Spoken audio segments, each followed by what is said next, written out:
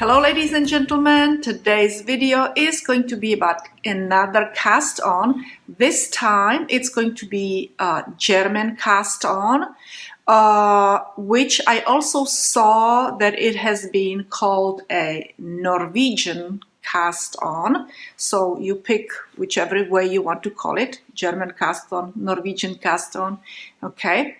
And I'm also in the process of finishing up a sock video.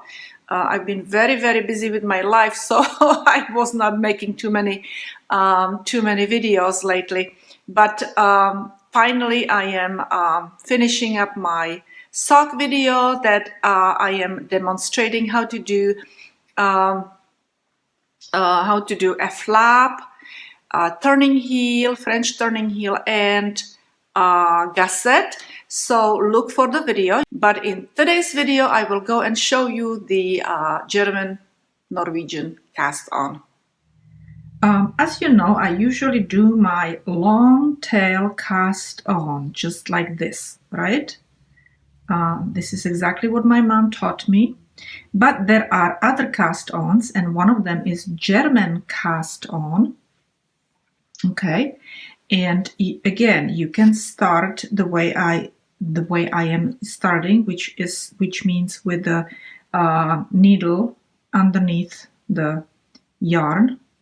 You can also make a knot. Let's go and make a knot for a change, okay?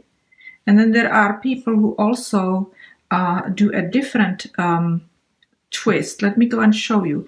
They start with the needle on the top of the yarn, and then they just twirl it around. And that's how they start, instead of making a knot. But I decided to make a knot today. Okay. Very good. Okay, and the German is very similar to a long tail cast on, except it has a little twist to it. Okay, so again, we are going to be doing the same thing, that we will flip our thumb up, okay, and instead of going between these two, from underneath, between these two yarns like this, we're going to go actually behind those two yarns, okay? Then we will go and bring the needle between them, okay, between, and we're gonna go up and then grab this yarn, okay? And then we will go back into these two yarns between from the bottom, okay, and under, and we're done. Then release, tighten, okay? So let me go and show it to you again. We are going to go flip the thumb up, go under both of those yarns. Now bring this needle between these two yarns down, okay?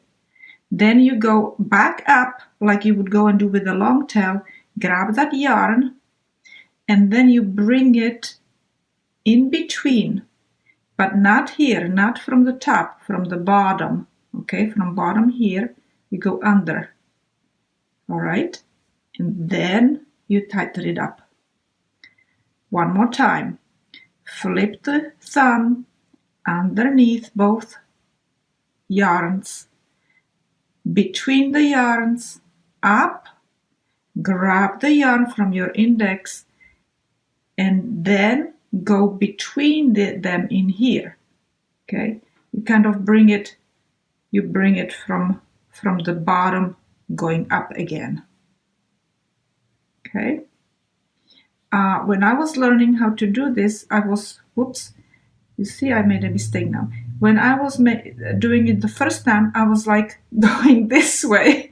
So the most important is that you go between those yarns again, and then you release.